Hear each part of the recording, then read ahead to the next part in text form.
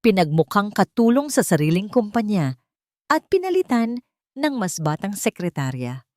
Si Lourdes, ang utak sa likod ng Mondragon Empire, ay itinapon na parang basahan ni Arturo sa gabi ng kanilang anibersaryo. Wala kang silbi kung hindi dahil sa akin, ang huling sampal ng asawa.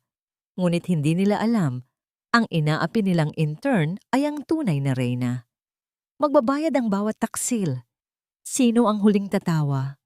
Wala kang alam sa labas ng bahay na ito, Lords. Mula bukas, papasok ka sa kumpanya bilang isang intern. Matuto ka namang maging kapaki-pakinabang kahit konti dahil nakakasawa na ang makita kang walang ginagawa kundi ang maghintay sa akin. Ang bawat kataga na lumabas sa bibig ni Arturo ay tila 1,000 karayom na sabay-sabay na tumusok sa puso ni Lourdes. Nanlamig ang kanyang mga daliri at ang hanging malayang dumadaloy sa loob ng opisina ay tila naging isang masikip na kulyar na sumasakal sa kanyang leeg. Hindi siya makapagsalita. Ang mga salitang nais niyang bitawan ay tila mga bubog na bumabara sa kanyang lalamunan, matalas at nagdudulot ng hapdi sa bawat paglunok. Sa kanyang mga kamay, mahigpit niyang hawak ang isang kulay asul na lalagyan ng pagkain. Sa loob niyon ay ang espesyal na adobo na 3 oras niyang masusing iniluto. Ang paboritong putahe ni Arturo na hiningi pa niya ang sikreto mula sa kanyang namayapang ina. Iyon ang kanyang regalo para sa kanilang 10 taon ng anibersaryo ng kasal. Isang simpleng handog na puno ng pag-ibig at pagsasakripisyo. Ngunit sa harap ng asawang nakaupo sa kanyang marangyang upuang katad, ang handog na yon ay naging isang basura na walang puwang sa mundong kinalalagyan nito. Arturo, anibersaryo natin ngayon. Ang tanging bulong na nagawang pakawalan ni Lourdes, ang boses niya ay nanginginig, tulad ng isang dahong natuyo na sa gitna ng unos. Isang mapait na tawa ang sumagot sa kanya. Hindi yun galing kay Arturo, kundi mula sa isang babaeng nakasandal sa gilid ng mesa. Si Bianca, ang kanyang sekretarya, na suot ang isang pulang damit na masyadong maikli para sa isang opisina at may mga matang tila nanunukso at nagmamaliit sa bawat hibla ng pagkatao ni Lourdes. Miss Lourdes, business is business. Wika ni Bianca habang hinihimas ang mga kuko niyang bagong linis. Ang Mondragon Empire ay hindi isang charity institution para sa mga asawang walang alam, kundi magluto at maglinis. Kung gusto mong manatili sa tabi ni Sir Arturo, kailangan mong patunayan na may silbi ka. At bilang intern, ako ang magtuturo sa'yo. Exciting, di ba? Dahan-dahang binitiwan ni Lourdes ang hawak niyang lalagyan ng pagkain sa ibabaw ng lamesa. Ang pagtama ng plastik sa kahoy ay hindi lumikha ng malakas na tunog. Ngunit para kay Lourdes, iyon ang huling hudyat ng pagguho ng kanyang mundo. Tumingin siya kay Arturo, naghahanap ng kahit katiting na habag, ng kahit isang sulyap na magsasabing biro lang ang lahat.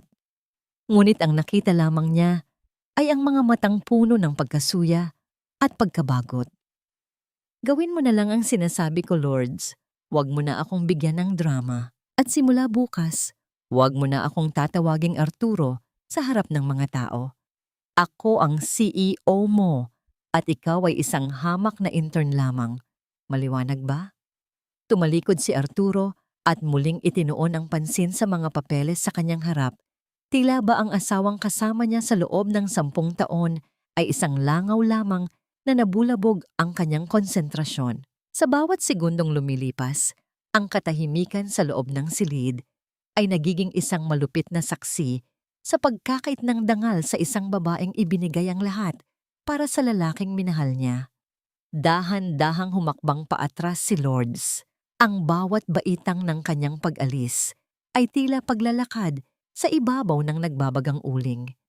Nang makalabas siya ng opisina, ang malamig na hangin ng hallway ay sumalubong sa kanyang basang mga pisngi. Hindi niya namalayang tumutulo na pala ang kanyang mga luha. Hindi ang luhang humihingi ng saklolo, kundi ang luhang naghuhugas sa mga piring na matagal nang nakatakip sa kanyang mga mata. Tumigil siya sa harap ng malaking salamin sa dulo ng pasilyo. Ang babaeng nakikita niya sa refleksyon ay hindi na ang masayahing Lourdes na puno ng pangarap. 10 taon na ang nakalilipas.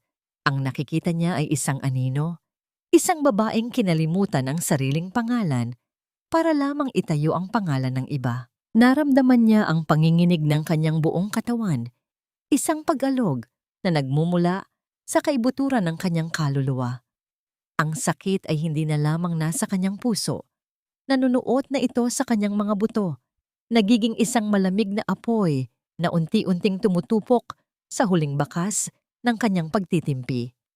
Kinuha niya ang kanyang lumang cellphone mula sa bulsa. May isang mensaheng pumasok mula sa isang numerong matagal na niyang hindi tinitingnan. Isang numerong nagpapaalala sa kanya ng isang buhay na tinalikuran niya para kay Arturo. Lulu, kailan ka babalik sa tunay mong tahanan? Hindi ka ginawa para maging alipin. Huminga ng malalim si Lourdes. Ang kanyang dibdib ay kumikirot sa bawat singhap ng hangin. Tumingin siya sa pinto ng opisina ni Arturo na ngayon ay sarado na. Naririnig ang mahinang tawanan ni na Arturo at Bianca mula sa loob. Ang tawa ng 2 taong akala ay tapos na ang laban bago pa man ito magsimula. Nanatili siyang nakatayo doon, mag-isa sa gitna ng karangyaan ng kumpanyang siya mismo ang lihim na nagdisenyo ng mga pundasyon. Ang kanyang mga daliri ay mariing nakakuyom hanggang sa bumaon ang kanyang mga kuko sa kanyang palad. Nagiiwan ng mga pulang marka ng hapdi. Ngunit ang hapding iyon ay wala pa sa kuko ng lason na unti-unting kumakalat sa kanyang sistema. Sa gitna ng kadiliman ng gabing iyon, isang tanong ang paulit-ulit na humahampas sa kanyang isipan. Tila isang malakas na alon na pilit binabasag ang mga huling muog ng kanyang pagkatao. Hanggang kailan ko kayang lunukin ang sarili kong dignidad para sa isang pag-ibig na matagal na palang naging abo? Humakbang si Lourdes patungo sa elevator. Ang kanyang bawat yapak ay may dalang bigat na tila hila-hila ang buong bigat ng kanyang nakaraan. Sa pagbaba ng elevator, naramdaman niya ang mabilis na pagtibok ng kanyang puso. Isang pintig na hindi na dahil sa takot, kundi dahil sa isang panibagong uri ng determinasyon na ngayon pa lamang niya naramdaman sa loob ng maraming taon. Nang bumukas ang mga pinto ng elevator sa lobby, sumalubong sa kanya ang malakas na buhos ng ulan sa labas ng gusali. Ang langit ay tila nakikiramay sa kanyang pighati. Binubuhos ang lahat ng galit nito sa lupang tuyo at nauuhaw. Hindi huminto si Lourdes. Naglakad siya palabas. Hinahayaang mabasa ng ulan ang kanyang suot na simpleng damit. Hinahayaang tangay ng tubig ang alat ng kanyang mga luha. Sa gitna ng ulan, tumigil siya at muling lumingon sa itaas, sa pinakamataas na palapag kung saan nagniningning ang ilaw ng opisina ni Arturo. Isang mapait na ngiti ang gumuhit sa kanyang mga labi, habang ang tubig ay patuloy na dumadaloy sa kanyang mukha. Simula bukas, magiging intern ako, pero sisiguraduhin kong ito ang huling pagkakataon na yuyurakan ninyo ang aking pagkatao. Sa mga sandaling iyon, hindi alam ni Arturo na ang babaeng pinaluhod niya ay ang mismong pundasyon na humahawak sa kanyang buong imperyo. At sa oras na bumitaw ang pundasyong yon, walang anumang kayamanan o kapangyarihan ang makapipigil sa isang malagim na pagguho. Wala ka talagang silbi, Lourdes. 10 taon ka nang palamunin sa bahay na ito. Pati ba naman ang pagtitimpla ng tsokolate ko ay hindi mo magawa ng tama? Para kang isang tuka na laging nakasandal sa anak ko, wala ka nangang naipundar. Pati utak mo ay tila kinalawang na rin. Ang boses ni Doña Consolacion ay umalingaw sa malawak na kusina ng mansyon, matalas at puno ng pangungutya. Nakatayo si Lourdes sa harap ng lababo. Ang kanyang mga kamay ay babad sa bula ng sabon at ang kanyang likod ay kumikirot sa katatapos lamang na paglalaban ng mga kurtina. Tiningnan niya ang tasa ng tsokolate na bahagyang tumapon sa mamahaling lamesang gawa sa marmol. Hindi niya sinasadya ang pagkabitaw rito. Sadyang nanghina lamang ang kanyang mga daliri dahil sa magdamag na hindi pagkakatulog at ang bigat ng mga nangyari kagabi. Dahan-dahang kumuha ng basahan si Lourdes at lumapit para linisin ang kalat. Yumuko siya sa paanan ng kanyang byuda. Pilit na iniinda ang bawat salitang tila latigo na humahampas sa kanyang dangal. Ang bawat patak ng tsokolate sa sahig ay tila sumasalamin sa kanyang sariling buhay. Marumi, itinapon, at walang halaga sa paningin ng mga taong pinaglingkuran niya ng buong puso.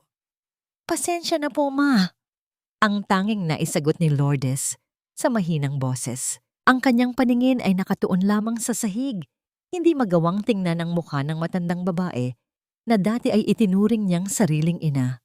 "Huwag mo akong tawaging Ma. Hindi kita anak at hinding-hindi kita magiging kapantay." Bulyaw muli ni Doña Consolacion bago ito maras na tumalikod. Ang tunog ng tsinelas nito sa makinis na sahig ay tila bawat hakbang ng pagtataboy sa kanya. Hindi nagtagal. Ang katahimikan ng mansyon ay napalitan ng ingay ng makina ng sasakyan ni Arturo sa labas. Iyon na ang hudyat. Kailangang iwan ni Lourdes ang kanyang pagkatao bilang asawa at isuot ang uniforme ng isang hamak na intern. Ang biyahe patungo sa kumpanya ay binalot ng isang mabigat na katahimikan. Nakaupo si Arturo sa likod habang si Lourdes ay nasa tabi ng driver, tila isang estranghero na walang puwang sa buhay ng lalaking kasama niya sa loob ng isang dekada. Pagdating sa opisina, ang sikat ng araw na tumatama sa salamin ng gusali ay tila nanunuya kay Lourdes. Pagpasok niya sa lobby, ang mga bulong ng mga empleyado ay tila mga bubuyog na humuhugong sa kanyang paligid. Ang mga dating bumabati sa kanya ng may paggalang ay ngayon ay nag-iiwas ng tingin, habang ang iba naman ay hayagang tumatawa sa kanyang sinapit. "Oh, andyan na pala ang bago nating intern."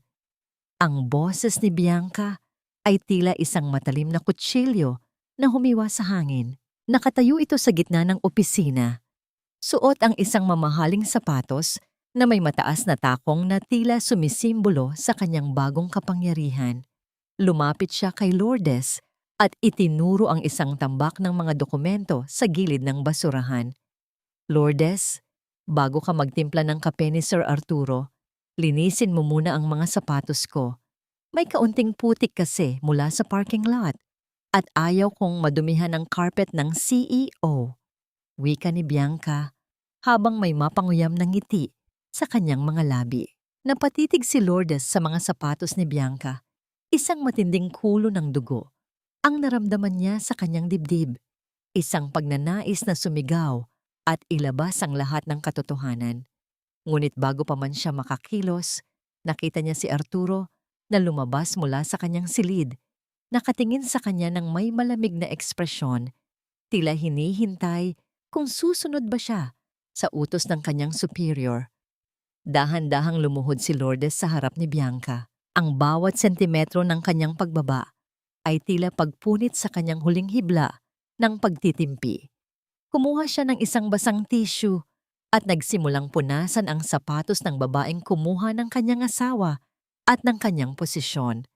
Ramdam niya ang init ng mga mata ng mga tao sa kanyang paligid. Ang kanilang mga mapanuring tingin na tila humuhusga sa kanyang bawat galaw. Habang naglilinis, ang kanyang mga mata ay nanatiling nakatitig sa putik na kanyang tinatanggal. Naalala niya ang mga gabi kung kailan siya ang nag-ayos ng mga financial reports ni Arturo. Ang mga gabi kung kailan siya ang nagbibigay ng mga ideyang nagpasikat sa Mondragon Empire. Ngayon, ang mga kamay na iyon ay ginagamit lamang sa paglilinis ng dumi ng iba. "Good job, intern.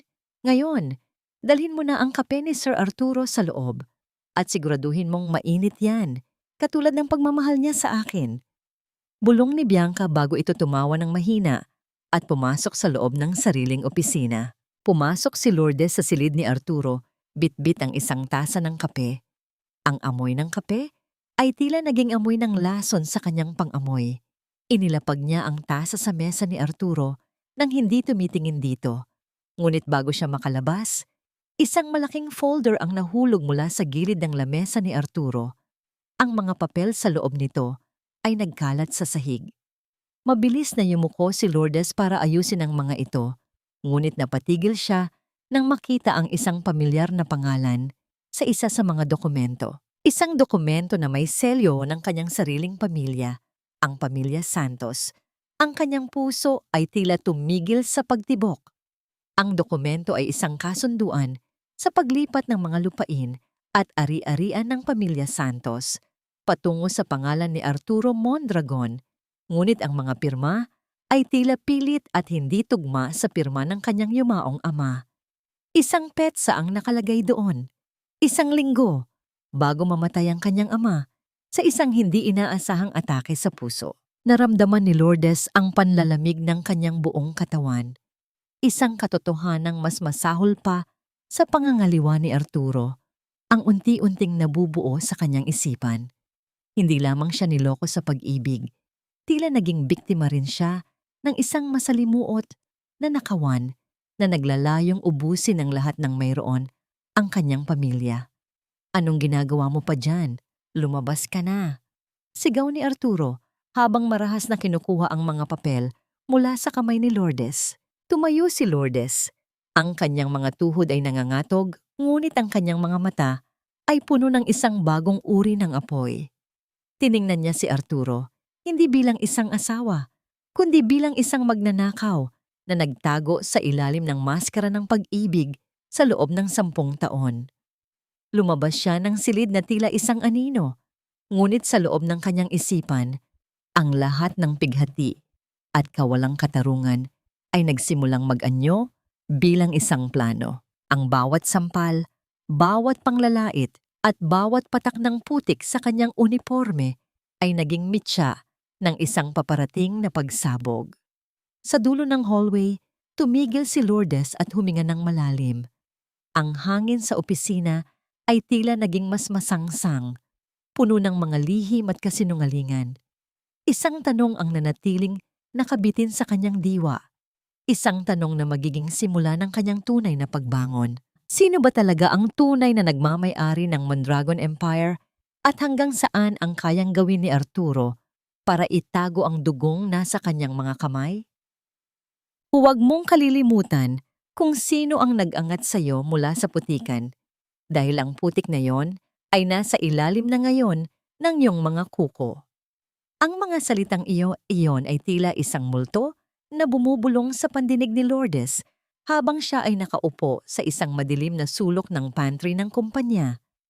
Hawak niya ang isang basong tubig, ngunit ang kanyang mga mata ay nakatitig sa kawalan. Sa loob ng kanyang medyas, nararamdaman niya ang matigas na anyo ng isang singsing, ang huling hiyas na natira mula sa kanyang ina na hindi niya kailanman naisangla.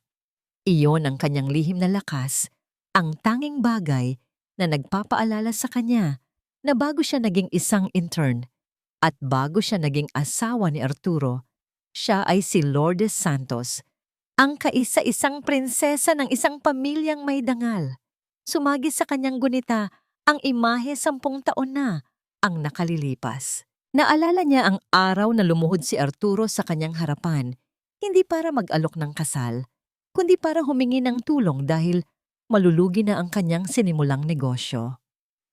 Noong araw na yon, walang pag-aalinlangang ibinigay ni Lourdes ang lahat ng kanyang mana, ang mga lupain sa probinsya, ang mga alahas na ipinamana ng kanyang lola, at ang bawat sentimo ng kanyang ipon. "Lulu, pangako, pagyayamanin ko ito para sa atin. Ikaw ang reyna ng buhay ko," ang sabi ni Arturo noon habang basa ng luha ang mga mata. Isang mapait na ngiti ang sumilay sa mga labi ni Lourdes sa kasalukuyan. Ang reynang tinutukoy ni Arturo ay naging isang alipin sa loob ng sarili nitong kaharian. Ang mga pangakong binitawan ng lalaki ay tila mga bakas sa buhangin na tinangay na ng malaakas na agos ng kasakiman. Dahan-dahan niyang inilabas ang kanyang lumang cellphone mula sa kanyang bulsa. Ang screen nito ay may lamat, ngunit gumagana pa rin. Isang bagong mensahe ang bumungad sa kanya mula kay Fernando, ang kanyang kuya, na matagal na niyang hindi nakakausap dahil sa pagbabawal ni Arturo. "Lulu, nakita ko ang balita tungkol sa Mondragon Empire. Alam kong ikaw ang utak sa likod ng huling merger nila. Hanggang kailan mo hahayaang angkinin niya ang katalinuhan mo? Ang mga agila ay hindi dapat nakakulong sa hawla ng mga buwaya. Naghihintay ako sa iyong hudyat. Nanginig ang mga daliri ni Lourdes habang binabasa ang mensahe.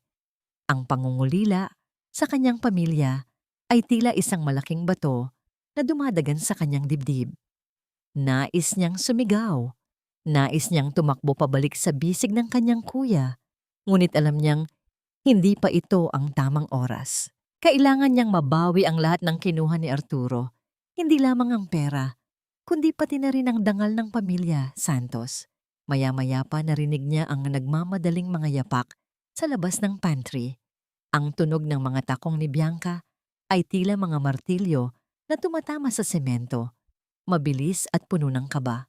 Sinundan ito ng boses ni Arturo na tila sumasabog sa galit. Ano ang ibig mong sabihin na may mali sa kontrata ng Santos Group? Bukas na ang pirmahan. Kung mawawala ang deal na ito, babagsak ang stocks natin. Sigaw ni Arturo. Mabilis na tumayo si Lourdes at lumabas ng pantry. Nakita niya ang dalawa sa tapat ng main server room. Si Bianca ay namumutla. Hindi malaman ang gagawin sa hawak na tablet. Dahil sa pagmamadali nitong magpakitang gilas, nagkamali ito sa pag-input ng mga decimal points sa final proposal. Isang pagkakamali na nagkakahalaga ng bilyon-bilyong piso. Sir, I thought it was correct. I tried to fix it but the system is locked. Pautal-utal na sagot ni Bianca. Naglakad si Lourdes patungo sa kanila. Ang kanyang mukha ay nananatiling walang ekspresyon. Gusto niyo po bang tulungan ko kayo, Sir Arturo? May kaunti akong alam sa pag-aayos ng data entry. Alok niya sa isang malamig na tono. Tumingin si Arturo sa kanya ng may pag-aalinlangan. Ngunit dahil sa desperasyon, hinablot niya ang tablet mula kay Bianca at ibinigay ito kay Lourdes. Gawin mo. Siguraduhin mong maayos yan kung ayaw mong matulog sa labas ng bahay mamaya. Kinuha ni Lourdes ang tablet. Ang kanyang mga daliri ay mabilis na gumalaw sa screen, tila sumasayaw sa ibabaw ng mga numero at codes. Hindi alam ni Arturo na ang sistemang ito ay siya mismo ang gumawa noong nagsisimula pa lamang sila. Sa loob ng 5 minuto, hindi lamang niya naitama ang pagkakamali. Lihim din siyang naglagay ng isang trapdoor sa loob ng system na siya lamang ang makakapag-activate sa takdang panahon. Ayos na po, sir. Naibalik ko na ang tamang halaga. Wika ni Lourdes habang ibinabalik ang tablet. Nakahinga ng maluwag si Arturo, ngunit sa halip na magpasalamat, marahas niyang itinulak si Lourdes sa gilid para makadaan sila ni Bianca. Mabuti naman. Kahit papaano ay may pakinabang ka rin pala bilang intern. Bianca, tara na. May meeting pa tayo. Naiwan si Lourdes na nakatayo sa hallway. Pinanood niya ang dalawa na naglalakad palayo. Ang mga braso ni Bianca ay nakapulupot sa braso ni Arturo habang tumatawa sila ng mahina. Ang bawat hakbang nila ay tila pagtatapak sa kanyang puso. Ngunit sa pagkakataong ito, hindi na ito nasasaktan. Ang sakit ay napalitan na ng isang malamig na katiyakan. Ngunit hindi pa pala tapos ang paghihirap ni Lourdes sa araw na yon. Nang papunta na siya sa elevator para umuwi, biglang humarang si Bianca. Isinara nito ang pinto ng elevator bago pa man makapasok si Lourdes at hinarap siya nito ng may mga matang puno ng lason. Akala mo ba ay nakaka-impress ang ginawa mo kanina? Bulong ni Bianca. Ang kanyang boses ay tila ahas na humahalik sa tainga ni Lourdes. Alam kong sinusubukan mong bawiin si Arturo sa pamamagitan ng pagpapakitang gilas sa trabaho. Pero huli na ang lahat, Lourdes. Sa ganda at talino ko, ikaw ay naging isang anino na lamang na pilit na kumakapit sa nakaraan. Diniinan ni Bianca ang kanyang daliri sa balikat ni Lourdes, sapat na para mag-iwan ng hapdi. Makinig ka sa akin, intern. Aalis ka sa kumpanyang ito at sa buhay ni Arturo. O sisirain ko ang pangalan mo sa paraang hindi mo maiisip. Isang salita ko lang kay Arturo at itatapon ka niya sa kalsada na parang basura. Maliwanag ba? Hindi kumibo si Lourdes. Nanatili siyang nakatitig sa mga mata ni Bianca. Pinagmamasdan ang kawalang hiyaan at kapal ng mukha nito. Sa loob ng kanyang isipan, tila nakikita na niya ang pagguho ng toreng kinatatayuan ni Bianca.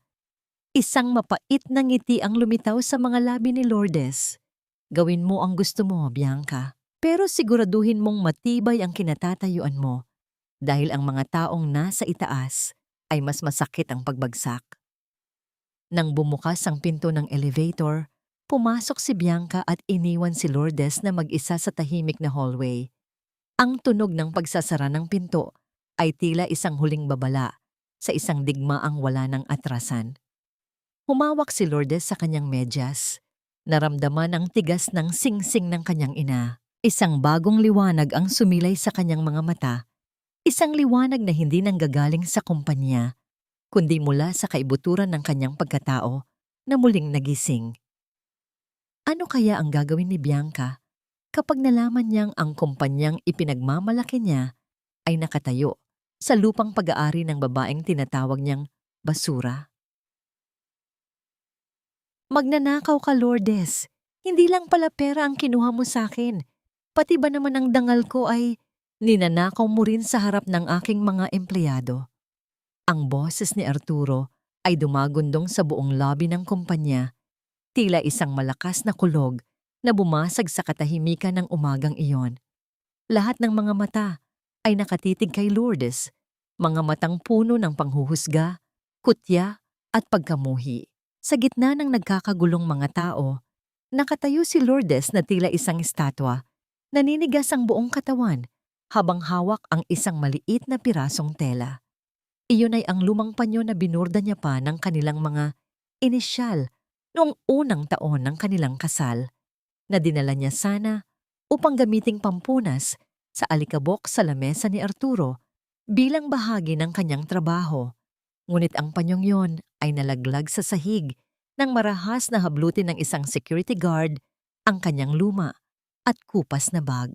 Mula sa loob niyon, bumagsak ang isang kumikinang na gintong relo. Ang mamahaling relo ni Bianca na nagkakahalaga ng ₱1,000,000. Sabi ko na nga ba, Sir Arturo, napansin ko kanina pa na umaaligid siya sa lamesa ko habang wala ako. Ang boses ni Bianca ay puno ng pekeng pighati. Ang kanyang mga mata ay naniningning sa tagumpay sa likod ng mga pekeng luha. Akala ko ba ay intern lang siya? Bakit pati ang mga gamit ko ay pinakikialaman niya? Dahan-dahang tumingin si Lourdes kay Arturo. Ang kanyang puso ay nagsimulang tumibok ng mabilis, tila isang ibong nagpupumiglas sa loob ng hawla. Arturo, hindi ko kinuha yan. Alam mong hinding-hindi ko magagawa ang magnakaw. Bianca, bakit mo ito ginagawa? Isang malakas at mabilis na tunog ng palad ang tumama sa pisngi ni Lourdes bago pa man niya matapos ang kanyang sasabihin. Ang impact ng sampal ni Arturo ay sapat na upang mapaling ang kanyang ulo sa gilid. Naramdaman niya ang agarang pamamanhid ng kanyang balat. Kasunod ang isang matinding hapdi na tila binuhusan ng asido ang kanyang mukha. Malasado ang lasa ng dugo sa loob ng kanyang bibig. Hindi nakasigaw si Lourdes. Ang sakit na naramdaman niya ay hindi nagmula sa kanyang pisngi, kundi sa kaibuturan ng kanyang kaluluwa na unti-unting nadudurog. Ang bawat hibla ng kanyang pag-ibig sa lalaking ito ay tila naputol sa isang iglap. Iniwan siyang lulutang-lutang sa gitna ng isang madilim at malamig na karagatan ng pagtataksil. Huwag mong banggitin ang pangalan ni Bianca. Wala kang karapatang itanggi ang nakita ng lahat. Sigaw ni Arturo. Ang kanyang mukha ay mapula sa galit at kahihiyan. Mula sa araw na ito, hindi lang kita tatanggalin bilang intern. Ituturing kitang isang basura na hindi na dapat pang makatapak sa kumpanyang ito. Yumuko si Lourdes, ang kanyang mga buhok ay humarang sa kanyang mukha. Itinago ang mga luhang hindi na niya mapigilang pumatak. Ang bawat patak ng luha sa malamig na sahig ng lobby ay tila isang sumpa sa bawat sakripisyong ibinigay niya para sa kumpanyang ito. Naalala niya kung paano niya isinangla ang huling mana niya para lamang mabili ang unang makina ng Mondragon. Naalala niya kung paano siya nagpuyat para lamang matapos ang mga ulat na ipinapasa ni Arturo bilang kanya. Sapat na ang sampal na ito, Arturo. Bulong ni Lourdes Ang boses niya ay malamig at patag, tila nanggagaling sa kailaliman ng isang libingan. Ito ang huling beses na hahawakan mo ang balat ko. At ito rin ang huling beses na makikita mo ang babaeng minahal ka nang higit pa sa kanyang sarili. Iniangat niya ang kanyang paningin.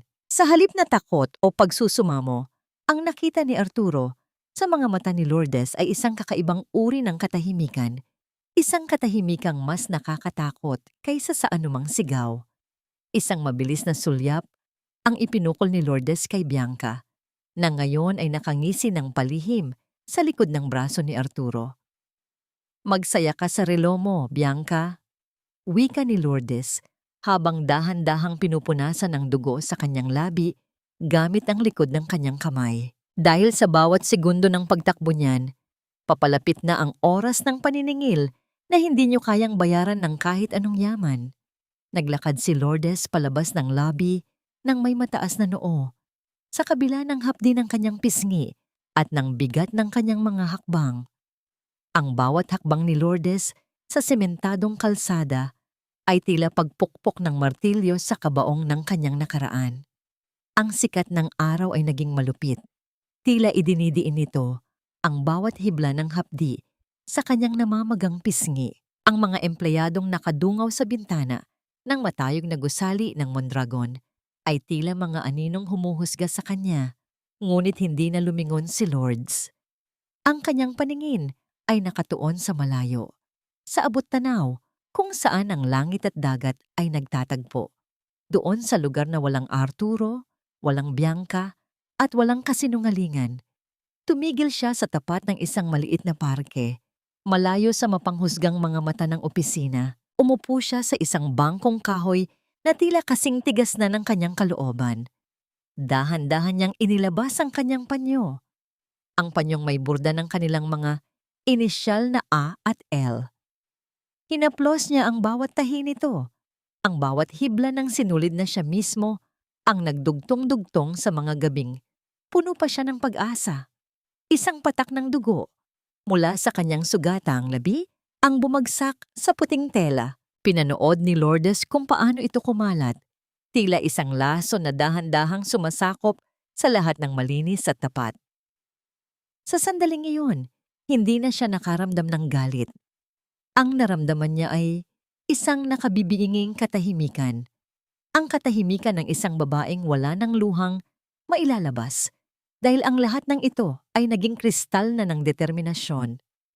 Kinuha niya ang kanyang cellphone. Sa panginginig ng kanyang mga daliri, tinawagan niya ang numerong 10 taon niyang itinago sa pinakamalalim na sulok ng kanyang memorya. Kuya Fernando, ang tanging salitang lumabas sa kanyang bibig. Ngunit sapat na yon para mabasag ang lahat ng pader na itinayo niya sa pagitan ng kanyang sarili at ng kanyang tunay na pamilya. Lulu, Diyos ko, Lulu. Sa wakas, nasaan ka? Ang boses ni Fernando ay puno ng pangamba at nag-aalab na pag-aalaga. Kuya, ayoko na. Tapos na ang pagtitiis ko, bulong ni Lourdes habang nakatingin sa kanyang refleksyon sa isang basag na salamin sa gilid ng daan. Ang babaeng nakikita niya ay may pasa sa mukha, kusot ang damit, at sugatan ng puso. Ngunit ang kanyang mga mata ay nagniningning na parang mga bituin sa gitna ng pinakamadilim na gabi. Kunin mo na ako, kuya. Pero bago tayo umalis, kailangan nating bawiin ang lahat ng kinuha nila. Huwag kang mag-alala, maliit na kapatid, sagot ni Fernando. Ang boses niya ay naging kasing talim ng isang espada. Ang lahat ng luhang pumatak sa iyong pisngi ay babayaran nila ng ginto. Ipadadala ko ang sasakyan ngayon din. Simulan na natin ang katapusan ng Mondragon. Ibinaba ni Lourdes ang telepono. Sa di kalayuan, narinig niya ang busina ng mga sasakyang dumaraan. Ang ingay ng lungsod na tila walang pakialam sa kanyang pighati. Ngunit sa gitna ng ingay na yon, may isang tunog na mas malakas.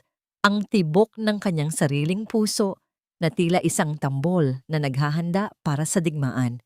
Tumayo siya at itinapon ang panyo sa isang basurahan sa tabi. Hindi na niya kailangan ang mga inisyal na yon. Hindi na siya ang asawa ni Arturo. Hindi na siya ang intern na inaapi. Siya na si Lourdes Santos, ang babaeng may hawak ng susi sa pagbagsak ng imperyong akala ni na Arturo at Bianca ay kanila na. Isang itim na sasakyan ang huminto sa kanyang harapan. Bumukas ang pinto at lumabas ang isang lalaking naka-Amerikana. Ang muka ay seryoso at puno ng paggalang. Yumukod ito sa kanya, isang kilos na hindi niya naranasan sa loob ng 10 taon mula sa kahit kanino sa kumpanya. Miss Santos, hinihintay na po kayo ni Don Fernando. Wika ng lalaki. Sumakay si Lourdes sa sasakyan nang hindi man lang lumingon sa gusali ng Mondragon na unti-unting lumiliit sa kanyang paningin. Sa loob ng sasakyan, ang amoy ng mamahaling pabango at ang lamig ng aircon ay tila nagsasabing bumalik na siya sa kanyang tunay na mundo. Ngunit ang kanyang isipan ay naiwan kay Arturo. Isang huling kaisipan, ang bumisita sa kanya bago siya tuluyang pumikit para magpahinga. Hindi alam ni Arturo na ang relong itinanim ni Bianca sa aking bag ay hindi lamang isang ebidensya ng pagnanakaw. Iyon ang magiging orasan na bibilang sa bawat segundong natitira bago ko pasabugin ang lahat ng kanyang kasinungalingan. Samantala, sa loob ng opisina, narinig ni Bianca ang malakas na tawa ni Arturo habang inumin nila ang pinakamahal na alak para ipagdiwang ang pagkakatanggal kay Lourdes. Hindi nila napapansin ng isang maliit na pulang ilaw na kumukurap-kurap sa server room ng kumpanya. Ang trapdoor na itinanim ni Lourdes ay nagsimula ng gumana. Dahan-dahang nilalamon ang mga files na magpapatunay sa lahat ng kanilang pandaraya. Ang gabi ay nagsisimula pa lamang at ang bagyo ay paparating na. Huwag mong hayaang matuyo ang mga luhang yan, Lulu. Hayaan mong maging lason yan, napapatay sa kumpiyansa ng mga taong nanakit sa'yo. Ang tinig ni Don Fernando ay gumasgas sa katahimikan ng malawak na silid. Kasing lamig ng hanging nagmumula sa aircon, ngunit puno ng nag-aapoy na pagmamahal. Nakatayo siya sa harap ng bintanang tanaw, ang buong kislap ng lungsod. Ang kanyang mga kamay ay mahigpit na nakakuyom sa likod ng kanyang mamahaling Amerikana. Sa kabilang dulo ng silid, nakaupo si Lourdes sa isang malambot na armchair na gawa sa pelus. Sa kanyang kandungan ay may isang piraso ng yelo na nakabalot sa puting bimpo, dahan-dahang idinidampi sa kanyang namamagang pisngi. Ang bawat hapdi na nararamdaman niya ay tila isang paalala ng bawat sampal ng tadhana na tinanggap niya sa loob ng 10 taon. Ang kanyang paligid ay puno ng karangyaan, mga chandelier na gawa sa kristal, mga painting na nagkakahalaga ng milyon, at ang amoy ng sariwang bulaklak na tila humahalimuyak sa bawat sulok. Ngunit sa likod ng lahat ng ito, ang pakiramdam ni Lourdes ay tila isang ibong. Ngayon pa lamang natututong muling itikom ang kanyang mga pakpak matapos ang mahabang panahon ng pagkakakulong. Kuya, hindi ko na kailangang umiyak, bulong ni Lourdes. Ang boses niya ay patag at walang emosyon, tila isang lawa na walang anumang alon.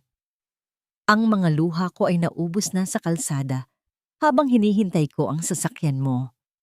Ang natitira na lang sa loob ko ay ang lamig ng katotohanan. Humarap si Fernando sa kanyang kapatid. Ang kanyang mga mata ay naglalayab sa galit nang makita ang pasa sa mukha ni Lourdes. Lumapit siya at lumuhod sa harap nito, kinuha ang nanginginig na kamay ng kapatid at hinalikan ito ng may matinding paggalang. 10 taon, Lulu. 10 taon kitang hinintay na bumalik. Pinanood ko kung paano mo ibinigay ang lahat sa lalaking iyon, habang unti-unti kang nagiging anino sa sarili mong buhay. Wika ni Fernando. Ang kanyang boses ay nanginginig sa pinagsamang pighati at puot. Ang bawat lupang kinuha ni Arturo mula sa pamilya Santos, ang bawat proyektong ninakaw niya mula sa iyong isipan, lahat ng yon ay babawiin natin. Hindi lang natin siya pababagsakin, Lulu. Dudurugin natin ang bawat pundasyon ng kanyang pagkatao hanggang sa wala na siyang mataguan. Isang mapait na ngiti ang sumilay sa mga labi ni Lourdes. Inilapag niya ang bimpo at tumingin ng diretso sa kanyang kuya. Sa mga sandaling iyon, ang huling bakas ng intern na si Lourdes ay tuluyan ng pumanaw at ang muling pagsilang ng tagapagmana ng pamilya, Santos ay nagsimula na. May plano na ako, kuya, wika ni Lourdes habang kinukuha ang isang itim na folder mula sa lamesa. Hindi alam ni Arturo na ang lahat ng mga kontratang pinirmahan niya sa huling 5 taon ay may mga butas na ako mismo ang gumawa. At ang pinaka-importanting investor na inaasahan niyang magliligtas sa Mondragon Empire sa susunod na buwan, ang secret investor na iyon ay walang iba kundi ako. Tumayo si Lourdes. Ang kanyang tindig ay tuwid at puno ng awtoridad na matagal niyang itinago sa ilalim ng kanyang mga simpleng damit. Gusto kong makita ang mukha niya kapag nalaman niya ang babaeng tinawag niyang basura ang siyang may hawak ng kanyang hininga. Gusto kong maramdaman ni Bianca ang bawat bigat ng bawat sapatos na ipinalinis niya sa akin kapag nalaman niyang ang kumpanyang kinakapitan niya ay isang marupok na bahay na gawa sa baraha. Sa mga sandaling iyon, isang tawag ang pumasok sa telepono ni Fernando. Sinagot niya ito at pagkatapos ng ilang sandali, ay tumingin siya kay Lourdes nang may makahulugang ngiti. Ang imbitasyon para sa gala night ng Mondragon Empire ay dumating na, Lulu. Ipapadala nila ito sa secret investor bukas. Nakahanda na ba ang iyong maskara? Tumango si Lourdes. Hindi maskara ang isusuot ko, kuya. Isusuot ko ang aking tunay na mukha. Ang mukha ng babaeng binaliwala nila. Ngunit ang tanging makakapagligtas o makakapagwasak sa kanila. Samantala, sa kabilang bahagi ng lungsod, sa loob ng marangyang mansyon ni Arturo, isang masayang tawanan ang namamayani. Si Arturo at Bianca ay nagdidiriwang sa harap ng isang bote ng champagne. Ang tunog ng pagbukas ng bote ay tila isang hudyat ng tagumpay para sa kanila. Sa wakas, Arturo, wala na ang pabigat na yon sa buhay mo. Ani Bianca, habang humihilig sa balikat ni Arturo. Ngayong wala na si Lourdes, wala na ring pipigil sa atin na maging pinakamakapangyarihang mag-asawa sa industriyang ito. Tama ka, Bianca, sagot ni Arturo. Ang kanyang mga mata ay naniningning sa kasakiman. Hindi niya alam na ang lahat ng ari-arian ng pamilya Santos ay nasa ilalim na ng pangalan ko. Wala siyang kahit anong laban. Isang pulubi na lang siya sa kalsada ngayon. Hindi nila napapansin ang isang maliit na envelope na nasa ibabaw ng kanilang lamesa. Ang imbitasyon para sa gala night. Ang pangalan ng kanilang inaasahang investor ay nakasulat sa gintong mga titik, ngunit ang tunay na pagkakakilanlan nito ay nananatiling isang lihim na selyado ng puot at paghihiganti. Sa labas, ang ulan ay tumigil na, ngunit ang hangin ay naging mas malamig. Ang katahimikan ng gabi ay tila isang panalangin bago ang pagsabog ng isang digmaang hindi inaasahan ng sinuman. Nasaan na ang liquidation report na hiningi ko kaninang umaga? Bakit hanggang ngayon ay tambak pa rin ang mga papeles sa lamesa ko? Bianca, anong ginagawa ng mga tauhan mo? Ang boses ni Arturo ay parang isang sirang plaka na paulit-ulit na humihiwa sa katahimikan ng kanyang malawak na opisina. Ngunit sa pagkakataong ito, walang malumanay na boses ang sumagot sa kanya. Walang mainit na kape na biglang lalapag sa kanyang mesa at walang maayos na mga folder na handa na para sa kanyang pirma.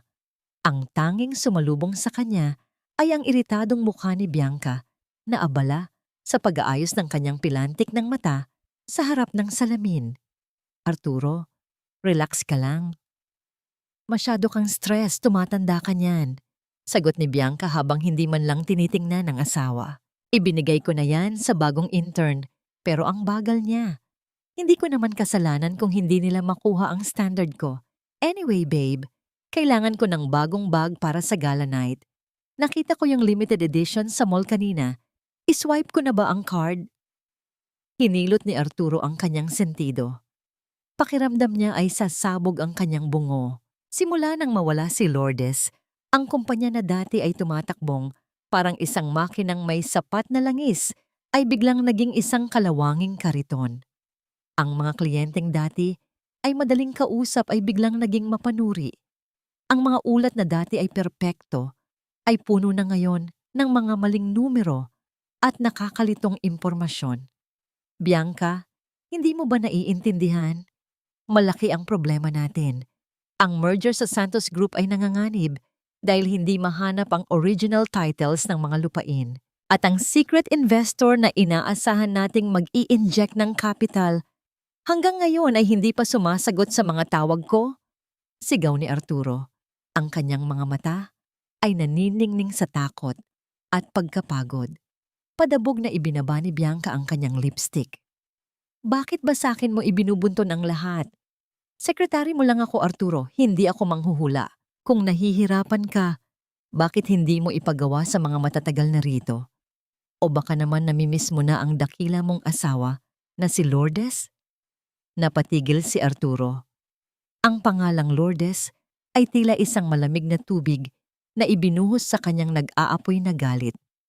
Tumingin siya sa bakanteng sulok ng opisina kung saan dati ay may isang maliit na lamesang nakalaan para sa intern na si Lourdes. Naalala niya kung paano ito tahimik na nagtatrabaho, walang reklamo, laging nauuna sa kanyang mga pangangailangan bago pa man niya ito sabihin. Dahan-dahan siyang naglakad patungo sa lamesang iyon. Maalikabok na ito. Nakita niya ang isang maliit na ballpen na naiwan sa gilid. Kinuha niya ito at tinitigan. Isang hindi maipaliwanag na kirot ang gumapang sa kanyang dibdib. Isang uri ng pangungulila na pilit niyang itinutulak palayo. Ngunit ngayon ay unti-unting bumabalot sa kanya. Hindi dahil mahal niya si Lourdes, kundi dahil ngayon lamang niya napagtanto na ang buong pundasyon ng Mondragon Empire ay nakasandal sa mga balikat ng babaeng kanyang minaliit at itinapon. Sir Arturo, may dumating pong sulat mula sa audit team. Wika ng isang empleyadong pumasok nang hindi kumakatok. Baka sangka ba sa mukha nito? Hablot ni Arturo ang sobre at mabilis na binasa ang nilalaman nito. Habang binabasa niya ang bawat linya, ang kanyang mukha ay nawalan ng kulay. Ang lahat ng mga proyektong naging matagumpay sa nakalipas na 5 taon, ang mga proyektong nagbigay sa kanya ng parangal at kayamanan, ay may isang kakaibang marka sa bawat dulo ng kontrata. Isang maliit na titik L na nakatago sa loob ng isang disenyo ng bulaklak. Isang lihim na pirma na tanging ang gumawa lamang ang makakaalam. Hindi maaari. Bulong ni Arturo. Mabilis niyang hinalughog ang mga lumang files sa kanyang computer. Binuksan niya ang mga nakatagong folder ng Consultant X, ang misteryosong eksperto na laging nagbibigay sa kanya ng payo sa pamamagitan ng email noong nagsisimula pa lamang siya. Tiningnan niya ang IP address, ang oras ng pagpapadala, at ang paraan ng pagsusulat. Ang bawat salita, ang bawat koma, at ang bawat luhika ay eksaktong katulad ng paraan ng pagsasalita ni Lourdes. Ang babaeng tinawag niyang Bobo, ang babaeng pinaluhod niya para linisin ang sapatos ng kanyang kabit, ay ang mismong henyo na bumuo sa kanyang imperyo. Arturo, ano ba yung tinitingnan mo? Pinapansin mo pa ba ako? Muling pag-atungal ni Bianca, na ngayon ay nakatayo na sa kanyang tabi at pilit na sumisilip sa screen. Marahas na itinulak ni Arturo ang kanyang upuan at tumayo. Lumabas ka muna, Bianca. Gusto kong mapag-isa. Ano? Pinapalayas mo ako? Pagkatapos ng lahat ng ginawa ko para mawala si Lourdes. Sinabi nang lumabas ka. Ang sigaw ni Arturo ay tila yumanig sa mga dingding ng silid. Nang makaalis si Bianca na may kasamang padyak at dabog, napaupo si Arturo sa sahig sa tabi ng lumang lamesa ni Lourdes. Ang katahimikan sa loob ng opisina ay naging isang malupit na kaaway. Tumingala siya sa kisame. Nararamdaman ang bigat ng katotohanang ngayon lang sumampal sa kanya nang mas masakit kaysa sa anumang pisikal na saktan. Si Lourdes ang utak, siya ang puso, at siya ang kaluluwa ng kumpanyang ito. At ngayong wala na siya, ang Mondragon Empire ay isa na lamang hungkag na gusali na naghihintay na lamang ng isang malakas na ihip ng hangin para tuluyang gumuho. Nanginginig ang kanyang mga kamay habang dinadampot ang telepono. Sinubukan niyang tawagan ang numero ni Lourdes, ngunit ang tanging sumasagot ay ang malamig na boses ng operator na nagsasabing hindi na ito aktibo. Isang mapait na katotohanan ang bumisita sa kanya sa gitna ng kanyang desperasyon. Ang babaeng itinuring niyang basura ay ang tanging brilyanteng nagbibigay ng liwanag sa kanyang madilim na mundo. At ang brilyanteng iyon ay hindi na kailanman muling babalik sa kanyang mga kamay. Sa labas ng gusali, ang ulap ay nagsisimulang magdilim. Ang mga anino ay humahaba. Tila mga kamay na unti-unting yumayakap sa tore ni Arturo. Hindi niya alam na sa kabilang panig ng lungsod, si Lourdes ay kasalukuyang nakatingin sa parehong mga dokumento. May hawak na pluma at handa ng lagdaan ang huling kautusan na tuluyang magpapabagsak sa kanya. Lourdes, nasaan ka na ba? Ang lamig na ng sabaw na ito hindi ko makain. Ang boses ni Doña Consolacion ay isang mahinang paos na tinangay lamang ng hanging nagmumula sa bintana ng kanyang marangyang silid. Nakahiga siya sa kama, ang kanyang katawan ay tila naging isang tuyong sanga na madaling mabali sa kaunting galaw. Ang kanyang mga mata ay nanlalabo na, pilit na hinahanap ang isang figurang laging nakatayo sa kanyang tabi tuwing sasapit ang oras ng tanghalian. Ngunit walang Lourdes na dumating. Walang malambot na kamay na nag-ayos ng kanyang unan. At walang matamis na boses na nakiusap sa kanya na uminom ng gamot. Ang tanging sumagot sa kanya ay ang malakas na tunog ng pagsasara ng pinto mula sa baba. Kasunod ang boses ni Bianca na tila isang matalim na kuko na kumakalos sa dingding. Marites, sabihan mo nga ang matandang yan na tumigil sa kapuputak. Hindi ako tagaluto ng sabaw at lalong hindi ako caregiver. Sigaw ni Bianca mula sa hagdanan. Kung ayaw niyang kumain, huwag siyang kumain. May lakad pa ako. Kailangan kong i-check ang bagong alahas na in-order ko. Napatulo ang luha ni Doña Consolacion, isang luhang puno ng pagsisisi at pait. Naalala niya kung paano niya tinatrato si Lourdes, ang bawat pangaalipusta, ang bawat pagtawag dito ng palamunin, at ang bawat utos na tila ba hindi ito tao. Ngayon, sa gitna ng kanyang pagkakasakit, ang babaeng itinuring niyang basura ay ang tanging pangalang namumutawi sa kanyang mga labi. Dahan-dahang bumukas ang pinto at pumasok si Marites, ang matagal ng katulong sa mansyon. May dala itong isang tray ng pagkain at mga gamot na bago ang tatak. Madam, uminom na po kayo ng gamot. Ito po, mainit pa itong sopas. Malumanay na wika ni Marites habang tinutulungang bumangon ang matanda. Saan galing ang mga gamot na ito, Marites? Alam kong hindi bibili si Bianca ng ganito kamahal. At si Arturo naman ay laging wala sa bahay. Tanong ni Doña Consolacion. Ang kanyang mga kamay ay nanginginig habang humahawak sa baso ng tubig. Bumuntong hininga si Marites at lumingon sa pinto para masiguradong walang nakikinig. Madam, huwag niyo po sanang sasabihin kay Sir Arturo o kay Bianca. May nagpapadala po nito sa likod ng mansyon tuwing madaling araw. Kasama na po ang pambayad sa kuryente at tubig na balita ko ay hindi na nababayaran ni na Sir. Isang sulat lamang ang kasama nito. Inabot ni Marites ang isang maliit na papel. Nang mabasa ni Doña Consolacion ang sulat, tila tumigil ang pagtibok ng kanyang puso.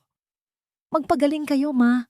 Kahit hindi niyo na ako anak, ayaw kong makita kayong naghihirap. Lulu. Isang hagulhol ang kumawala sa dibdib ng matanda. Niyakap niya ang sulat sa kanyang dibdib. Nararamdaman ang init ng pagpapatawad na hindi niya kailanman inakala na matatanggap niya. Ang bawat salita ni Lourdes ay tila isang haplos sa kanyang sugatang budhi. Ang babaeng pinalayas nila sa ulan, ang babaeng pinaratangang magnanakaw, ay ang tanging taong hindi bumitaw sa kanila nang sila ay magsimulang malubog sa putik. Samantala, sa opisina ng Mondragon Empire, ang kapaligiran ay tila isang sumasabog na bulkan. Isang grupo ng mga lalaking naka-Amerikana ang pumasok at nagsimulang kumpiskahin ang mga computer at dokument. Ang audit team mula sa Securities and Exchange Commission ay dumating ng walang abiso. Ano ang ibig sabihin nito? Wala kayong karapatang pakialaman ang mga files ko. Sigaw ni Arturo. Ang kanyang muka ay maputla at ang kanyang pawis ay tumatulo na tila gripo. Sir, may report po kaming natanggap tungkol sa malaking embezzlement at tax evasion sa ilalim ng pangalan ni Bianca Garcia at Arturo Mondragon. Ang lahat ng proyektong kinuha niyo mula sa Santos Group ay may mga irregularidad. Wika ng lead auditor. Ang boses nito ay malamig at walang bahid ng emosyon. Napatayo si Bianca. Ang kanyang muka ay puno ng takot. Embezzlement? Hindi ako kasali dyan. Arturo, gawin mo ang paraan. Sabihin mo sa kanila na wala akong alam. Ikaw ang pumirma sa mga resibong yan, Bianca. Ikaw ang kumuha ng pondo para sa mga luho mo. Balik sigaw ni Arturo. Ang kanyang mga mata ay naniningning sa desperasyon. Lourdes, kung nandito lang si Lourdes, hindi mangyayari ito. Ngunit wala na si Lourdes. Ang tanging naiwan ay ang mga anino ng kanilang mga pagkakamali. Sa gitna ng kaguluhan, isang folder ang bumagsak sa sahig mula sa lamesa ni Bianca. Ito ang folder na naglalaman ng mga orihinal na titulo ng lupa na pilit na itinago ni Bianca para maipagbili ng patago. Nang buksan ito ng auditor, isang dokumento ang lumabas, isang pagpapatunay na ang lahat ng pag-aari ng Mondragon Empire ay legal na nakapangalan na sa isang kumpanyang tinatawag na Santos Mondragon Foundation. Arturo, ano ito? Bakit ang foundation na ito ang nagmamay-ari ng building na ito? Tanong ng auditor habang itinuturo ang dokumento. Nanginig ang mga labi ni Arturo. Ang lahat ng kanyang pinaghirapan, ang lahat ng kanyang ninakaw, ay dahan-dahang dumudulas sa kanyang mga kamay. At ang pinakamasakit na bahagi, ang lahat ng ito ay nangyayari sa harap ng lahat ng kanyang mga empleyado na dati ay yumuyukod sa kanya. Habang hinihila ng mga auditor ang mga cabinet, isang maliit na larawan ang nalaglag mula sa lamesa ni Arturo. Ang larawan nila ni Lourdes noong araw ng kanilang kasal. Sa larawang yon, si Lourdes ay nakangiti, puno ng tiwala at pag-ibig. Ngunit para kay Arturo, ang nangiting iyon ay tila naging isang malupit na pangungutya mula sa nakaraan. Ang bawat segundong lumilipas ay tila isang hakbang patungo sa bangin. Bianca ay nagsimulang magwala. Pilit na itinatanggi ang bawat pirma niya, habang si Arturo ay napaupo na lamang sa kanyang sahig, tila isang batang nawawala sa gitna ng madilim na kagubatan. Tapos na ang lahat. Bulong ni Arturo sa kanyang sarili. Ang boses niya ay tila isang huling hininga ng isang namamatay na imperyo. Sa labas ng gusali, isang itim na sasakyan ang dahan-dahang dumaan. Mula sa loob niyon, tiningnan ni Lourdes ang kaguluhan sa lobby. Wala siyang naramdamang tuwa, tanging isang malalim na buntong hininga ng kapayapaan. Ang katarungan ay nagsimula ng kumilos at walang sino man ang makakapigil dito. Ang gabi ng paghuhukom ay hindi na isang panaginip. Ito ay isang realidad na handa ng lamunin ang lahat ng mga taksil. Muling bumukas ang mga sugat na akala ko ay naghilom na. Ngunit sa pagkakataong ito, hindi na dugo ang lumalabas, kundi isang matigas na determinasyon. Nakatayo si Lourdes sa tapat ng malaking salamin sa loob ng kanyang bagong opisina sa Santos Tower. Ang suot niyang simpleng blusa noon ay napalitan na ng isang eleganteng puting suit na tila nagbibigay ng liwanag sa kanyang buong pagkatao. Wala na ang bakas ng pagod sa kanyang mga mata. Ang tanging naroon ay ang kislap ng isang babaeng muling nahanap ang kanyang nawalang korona. Ngunit sa gitna ng kanyang katahimikan, narinig niya ang tunog ng pagbukas ng pinto sa labas, kasunod ang boses ng kanyang secretary na pilit pinipigilan ng isang mapilit na bisita.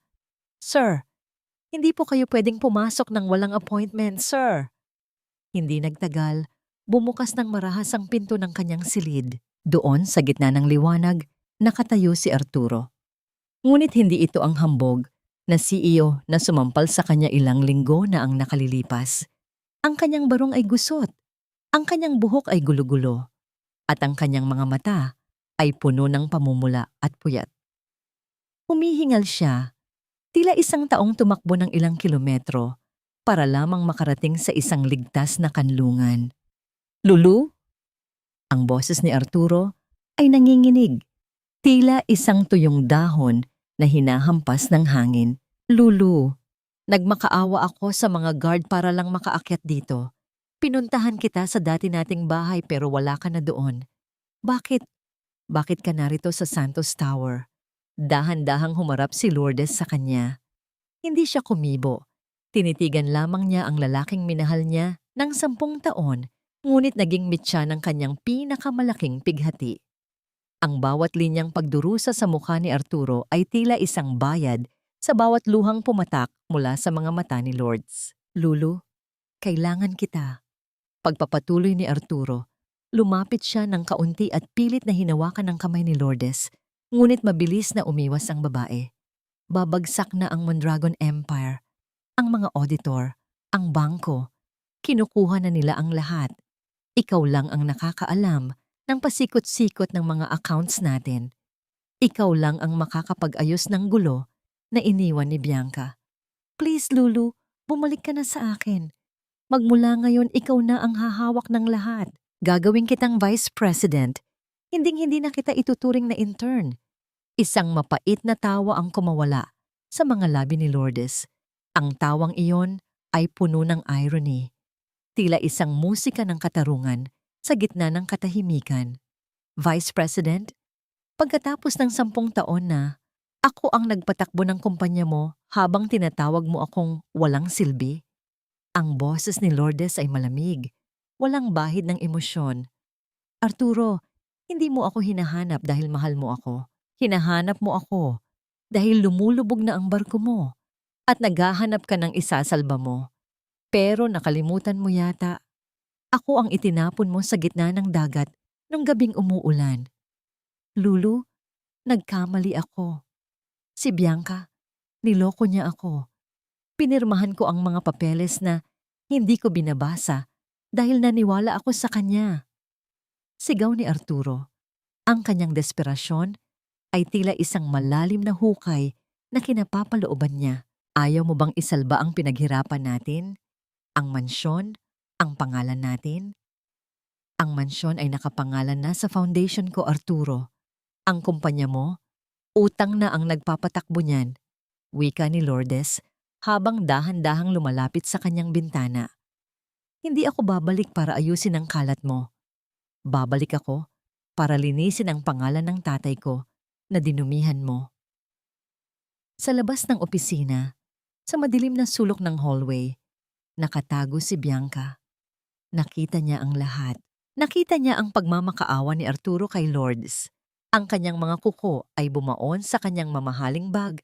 Ang kanyang mukha ay naging isang maskara ng purong selos at puot. Hindi niya matanggap na ang babaeng pinaluhod niya sa putikan ay ngayon ay nakatayo sa isang matayog na tore ng kapangyarihan. Akala mo ba ay nanalo ka na, Lourdes? Bulong ni Bianca sa kanyang sarili.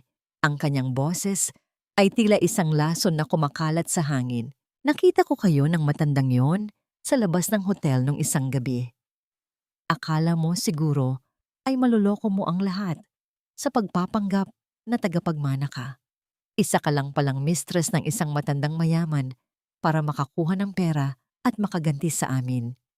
Hindi alam ni Bianca na ang matandang mayaman na tinutukoy niya ay walang iba kundi si Don Fernando, ang kapatid ni Lourdes.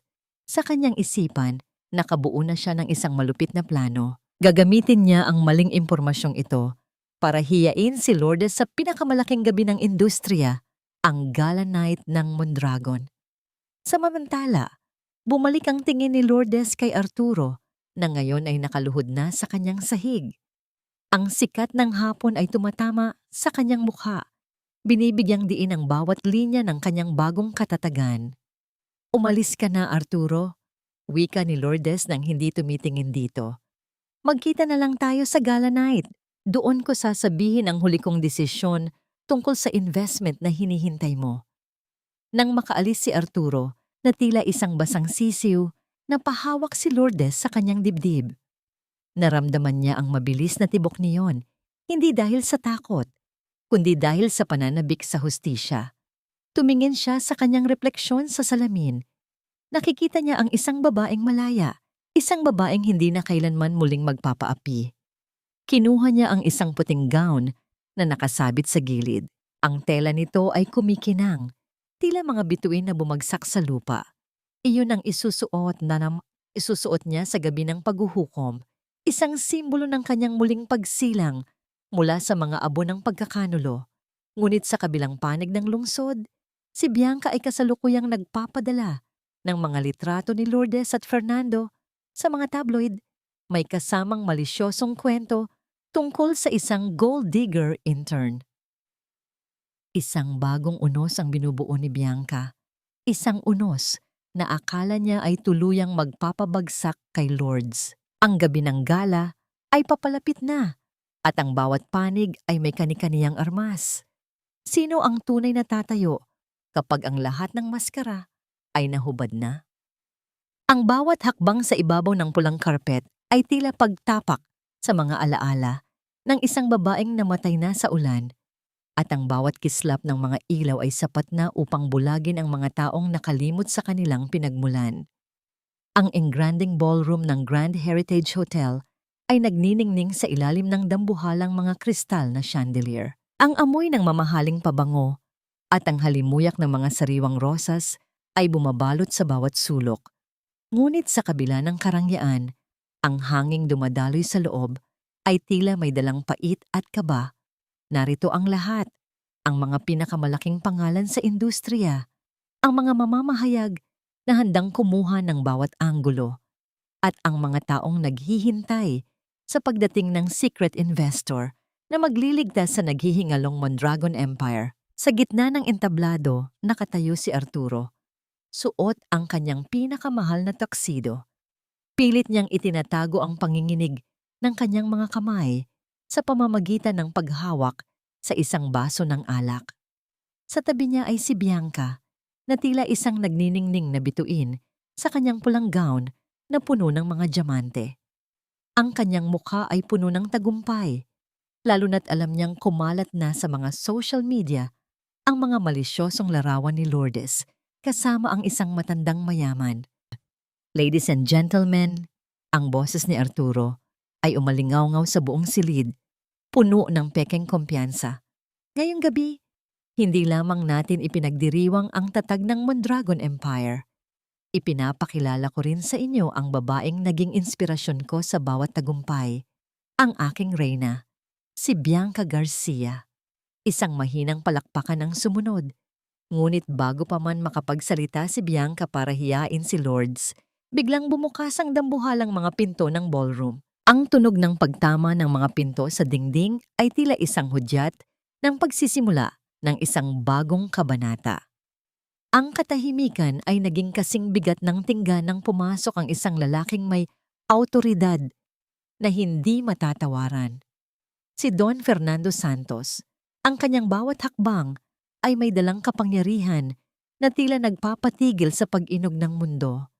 Nang makita siya ni Arturo, halos mabitawan nito ang kanyang baso. Ang takot sa mga mata ni Arturo ay tila isang apoy na biglang naging yelo. Don Fernando, isang karangalan po na makita kayo rito. Pautal-utal na wika ni Arturo habang mabilis na bumababa sa entablado para sumalubong. Kayo po ba? Kayo po ba ang secret investor na magliligtas sa amin? Hindi kumibo si Don Fernando. Tumingin lamang siya sa pintuan at dahan-dahang tumabi. Mula sa likuran niya, lumabas ang isang babaeng tila isang anghel na bumaba mula sa langit. Nakasuot siya ng isang makinang na puting gown na gawa sa pinakamahal na sutla. Ang kanyang buhok ay maayos na nakapusod at ang kanyang mga mata ay nagniningning sa katatagan. Si Lourdes, ang buong ballroom ay napuno ng bulungan. Ang mga mamamahayag ay nagsimulang kumuha ng litrato, habang si Bianca ay tila estatwang napatigil, ang kanyang bibig ay bahagyang nakabukas sa gulat. "Lulu?" Bulong ni Arturo. Ang kanyang boses ay tila isang hininga na lang. Anong ginagawa mo rito? At bakit ka kasama ni Don Fernando?" Lumapit si Lourdes sa harap ni Arturo. Sa unang pagkakataon sa loob ng 10 taon, si Arturo ang kailangang tumingala para makita ang mga mata ni Lourdes. Ang bawat sentimetro ng kanyang pagtayo ay puno ng dignidad na hindi kailanman matitibag ng kahit anong sampal o pang-aalipusta. "Arturo, hindi ako narito bilang asawa mo at lalong hindi bilang intern mo."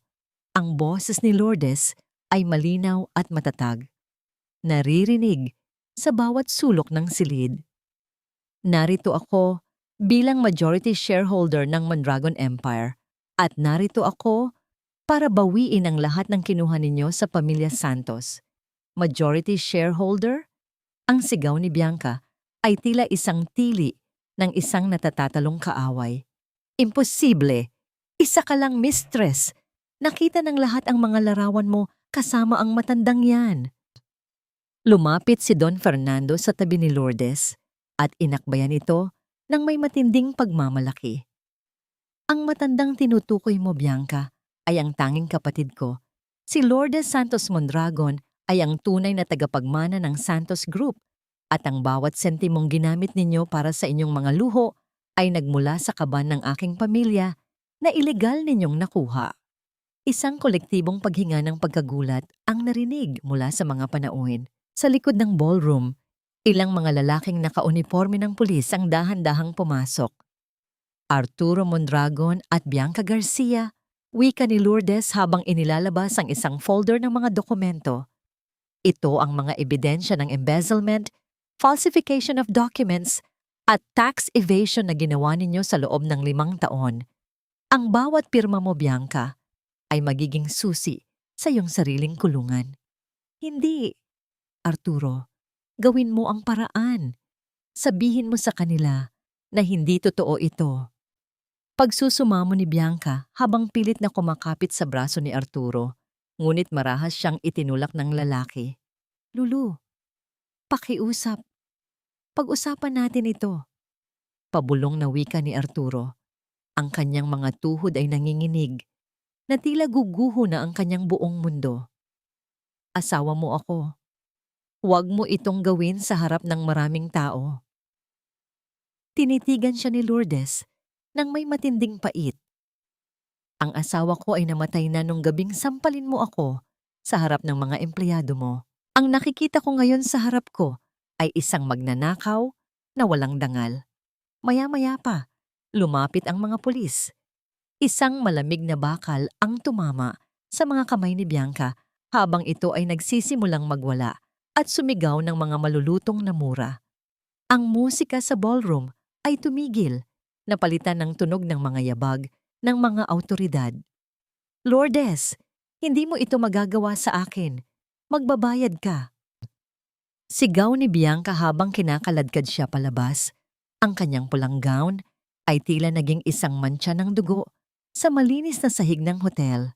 Naiwan si Arturo na nakaluhod sa gitna ng entablado. Ang lahat ng mata ay nakatitig sa kanyang kahihiyan. Tiningnan niya si Lourdes, naghahanap ng kahit katiting na habag, ngunit ang nakita lamang niya ay ang likod ng babaeng minsan ay naging buhay niya. Ngunit ngayon ay tuluyan na siyang tinalikuran. "Tapos na ang palabas, Arturo," wika ni Lourdes nang hindi lumingon. "Ang bawat utang ay may paniningil at ang sayo ay ngayon palang magsisimula." Nang lumabas si Lourdes ng ballroom kasama si Don Fernando, ang mga flash ng kamera ay tila mga bituin na bumabati sa kanyang tagumpay. Ramdam niya ang gaan ng kanyang kalooban. Ang bawat bigat na dinala niya sa loob ng 10 taon ay tila naglaho na sa hangin. Ngunit bago sila makarating sa sasakyan, isang maliit na bata ang lumapit sa kanya at nag-abot ng isang puting rosas. "Para sa Reyna," wika ng bata. Napangiti si Lourdes, isang tunay at tapat na ngangiti. Ngunit sa gitna ng kanyang kagalakan, isang itim na van ang huminto sa di kalayuan at isang pamilyar na mukha mula sa nakaraan ni Arturo ang sumulyap mula sa bintana. Tila may dalang bagong lihim na hindi pa natatapos. Wala ka nang babalikang kaharian, Arturo. Ang bawat haligi ng mansyong ito ay hindi na sumisigaw ng iyong pangalan, kundi ng mga kasalanang itinago mo sa loob ng 10 taon. Ang boses ni Doña Consolacion ay hindi na ang boses ng matandang sakitin at mahina. Ito ay boses ng isang inang nagising sa isang mahabang bangungot, matatag at puno ng pait. Nakatayo siya sa loob ng mataas na tarangkahan ng kanilang mansyon, habang si Arturo ay nasa labas, basang-basa ng ulan, at pilit na kumakapit sa malamig na rehas na bakal. Ang tunog ng malakas na pagkakandado ng gate ay tila huling hatol na naghihiwalay sa kanyang nakaraan at sa kanyang madilim na kinabukasan.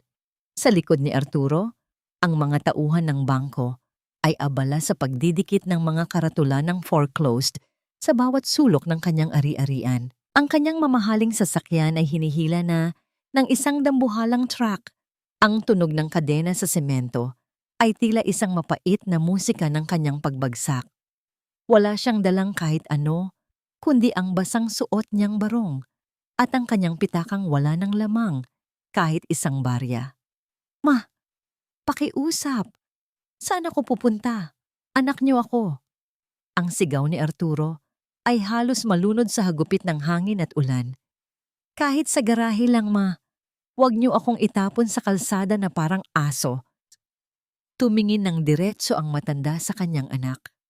Ang kanyang mga mata ay nagniningning sa ilalim ng ilaw ng beranda, punong-puno ng pagpapakumbaba at pagsisisi. "Ang anak ko ay namatay na kasabay ng kanyang dangal, Arturo. Ang mansyong ito ay hindi na sa atin. Ito ay pag-aari na ng foundation ni Lourdes at siya ang nagbayad ng lahat ng utang ko sa ospital habang ikaw ay abala sa paglustay ng pera kasama ang babae mo." Nanlamig ang buong katawan ni Arturo. Ang bawat patak ng ulan sa kanyang balat ay tila naging mga bubog na tumutusok sa kanyang pagkatao. Sa unang pagkakataon, naramdaman niya ang tunay na kahulugan ng salitang mag-isa. Ang lahat ng mga kaibigang kasama niya sa inuman, ang mga kasosyong pumapalakpak sa kanya, at ang babaeng akala niya ay kanyang reyna, lahat sila ay naglaho na parang bula.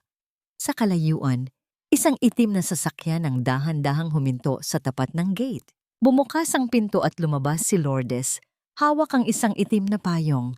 Ang kanyang tindig ay tuwid. Ang kanyang mukha ay payapa. Tila isang lawa matapos ang isang malakas na bagyo.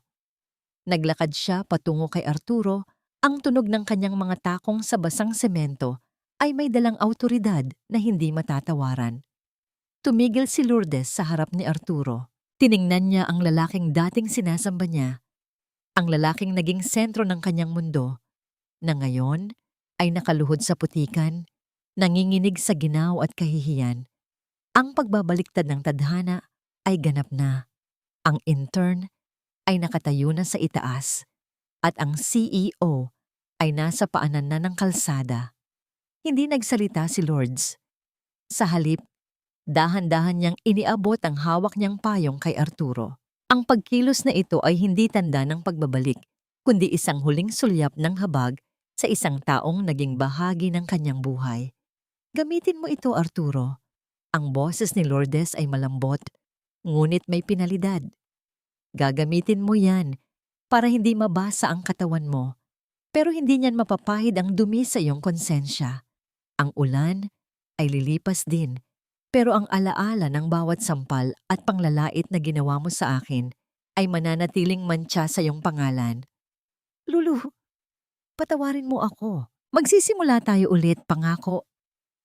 Pautal-utal na wika ni Arturo habang sinusubukang abutin ang laylayan ng damit ni Lourdes. Umiwas si Lourdes ng may dignidad. "Ang pagpapatawad ay ibinigay ko na para sa sarili kong kapayapaan, hindi para bumalik sa impyernong binuo mo. Ang mansyong ito ay gagawin kong tahanan para sa mga kababaihang biktima ng pang-aabuso. Mga babaeng katulad ko na pilit mong minaliit. Doon, ang bawat sulok ay mapupuno ng pag-asa, hindi ng kasinungalingan. Tumalikod si Lourdes at bumalik sa loob ng sasakyan. Ang tunog ng pagsasara ng pinto ay tila huling tuldok sa isang mahabang kabanata ng kanyang paghihirap. Sa loob ng sasakyan, naramdaman ni Lourdes ang isang matinding gaan sa kanyang dibdib. Ang bawat luhang pumatak noon ay tila naging mga perlas ng karunungan sa kasalukuyan. Naiwan si Arturo sa gitna ng kalsada, hawak ang itim na payong ni Lourdes. Pinanood niya ang paglayo ng sasakyan hanggang sa maging maliit na ilaw na lamang ito sa kadiliman. Sa kanyang paligid, ang katahimikan ng gabi ay nabasag ng tunog ng isang sirena sa di kalayuan. Ang mga pulis na naghahanap pa sa iba pang mga accounts na posibleng may kinalaman sa kanya. Dahan-dahan siyang naglakad palayo sa mansyong hindi na kanya. Ang bawat hakbang niya ay may dalang bigat ng pagsisisi. Ngunit bago siya makalayo, isang matandang lalaki na namumulot ng basura ang lumapit sa kanya. "Sir, nalaglag niyo po yata ito." Wika ng matanda habang iniaabot ang isang basag na frame ng larawan na nakuha sa tambak ng mga gamit na itinapon mula sa mansyon. Iyon ang larawan nila ni Lourdes noong sila ay nagsisimula pa lamang. Ang araw na wala pa silang pera, ngunit puno ng pangarap.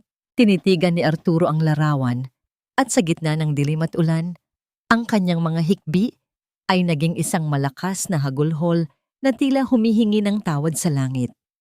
Ngunit sa kabilang panig ng lungsod, sa loob ng selda ng kulungan, si Bianca ay nakaupo sa malamig na sahig. Ang kanyang mga mata ay nagniningning sa galit habang tinititigan ng isang maliit na piraso ng papel na ipinuslit sa kanya ng isang gwardiya. Isang mensahe mula sa isang taong hindi inaasahan ni Lourdes na muling magpapakita. Hindi pa tapos ang laban, Bianca. May isa pa tayong alas laban sa pamilya Santos. Ang gabi ay malalim na, ngunit ang mga anino ng nakaraan ay tila naghahanda para sa isang huling pag-atake. Ang kapayapaan ni Lourdes ay tila panandalian lamang dahil isang bagong panganib ang unti-unting gumagapang mula sa kadiliman. Hindi na kailangan ang mga anino ng kahapon upang tanglawan ang iyong kinabukasan dahil ang liwanag ay nagmumula na sa loob ng iyong sariling puso. Ang bawat haplos ni Lourdes sa mga pader ng dating mansyon ng mga Mondragon ay puno ng kakaibang damdamin. Ang malamig at madilim na tahanang naging kulungan niya sa loob ng 10 taon ay unti-unti nang nagbabago. Ang amoy ng alikabok at luma ay napalitan na ng samyo ng bagong pintura at sariwang mga bulaklak. Sa labas, ang malaking karatula na Santos Mondragon Foundation, Tahanan ng Pag-asa, ay nagniningning sa ilalim ng sikat ng umaga. Sa loob ng isang silid, nakaupo si Doña Consolacion sa isang wheelchair. Ang kanyang mukha ay payapa na, malayo sa dating itsura ng isang malupit na biyenan. Lumapit si Lourdes at dahan-dahang itinuwid ang kumot sa binti ng matanda. Walang galit sa kanyang mga mata. Tanging isang malalim na pag-unawa sa kahinaan ng tao. "Salamat, Lulu." Ang pabulong na wika ng matanda. Ang kanyang boses ay tila isang marupok na sinulid. "Hindi ko akalain na matapos ang lahat ng ginawa ko sa iyo, ikaw pa ang magbibigay sa akin ng pagkakataong mamatay ng may dignidad. Patawarin mo ako, anak." Ngumiti si Lourdes ng bahagya. Ngunit ang nangiting iyon ay may malinaw na hangganan. "Pinatawad ko na po kayo, Ma. Para sa sarili kong kapayapaan, ginawa ko iyon. Ngunit ang pagpapatawad ay hindi nangangahulugang babalik tayo sa dati. Mananatili kayo rito sa foundation, aalagaan kayo ng mga nurse, ngunit ang buhay ko ay akin na. Hindi na ako muling magpapaapi sa kahit na kanino." Dahan-dahang lumabas si Lourdes patungo sa hardin. Kinuha niya ang isang maliit na pala at nagsimulang magtanim ng mga puting sampagita. Ang bawat baon ng pala sa lupa ay tila paglilibing sa kanyang mga huruling pighati. Ang bawat butil ng lupa sa kanyang mga kamay ay naging simbolo ng kanyang muling pagsilang. Nadarama niya ang init ng araw sa kanyang balat, isang haplos na tila nagsasabing karapat-dapat siyang maging malaya at masaya. Tapos na ang unos, kuya, wika ni Lourdes nang lumapit si Don Fernando sa kanya. Ito ang simula ng iyong tunay na paglipad, Lulu, sagot ni Fernando habang pinapanood ang kapatid. Ang lahat ng ito ay bunga ng iyong katatagan. Ang kumpanya ay maayos na. Ang foundation ay nagsisimula na. At ang pangalan ng ating tatay ay malinis na muli. Tumayo si Lourdes at pinagpag ang kanyang mga kamay. Tumingala siya sa langit, humihinga ng malalim. Nilalanghap ang hangin ng kalayaan na matagal niyang ipinagkait sa kanyang sarili. Wala na ang kaba sa kanyang dibdib, wala na ang bigat sa kanyang balikat. Siya ay si Lourdes Santos, isang babaeng buo, matapang, at nagmamay-ari ng kanyang sariling tadhana. Nang matapos ang araw, sumakay si Lourdes sa kanyang sasakyan para bumalik sa kanyang sariling apartment. Habang binabaybay ang kalsada ng lungsod, dumaan sila sa isang madilim na eskinita malapit sa isang palengke. Ang trapiko ay naging mabagal, kaya nagkaroon siya ng pagkakataong tumingin sa labas ng bintana. Sa gilid ng isang malaking basurahan, nakita niya ang isang figura na tila pamilyar. Isang lalaking may gusot na suot. Ang buhok ay mahaba at marumi, at ang mga balikat ay nakayukod sa matinding kahihiyan, si Arturo. Nakita ni Lourdes kung paano dinampot ni Arturo ang isang plastic na bag na naglalaman ng mga tirang pagkain mula sa isang karinderya. Ang dating mapagmataas na CEO ay mabilis na kumain sa gilid ng kalsada. Pilit na itinatago ang mukha sa mga taong naglalakad. Ang kanyang mga mata, na dati ay puno ng kasakiman at kapangyarihan, ay wala nang makikitang anuman kundi ang kawalan ng pag-asa. Nanigas si Lourdes sa kanyang kinauupuan. Ang kanyang puso ay tumibok ng mabilis. Isang huling pintig ng pait na mabilis ding naglaho. Hindi siya bumaba ng sasakyan. Hindi rin siya tumawag.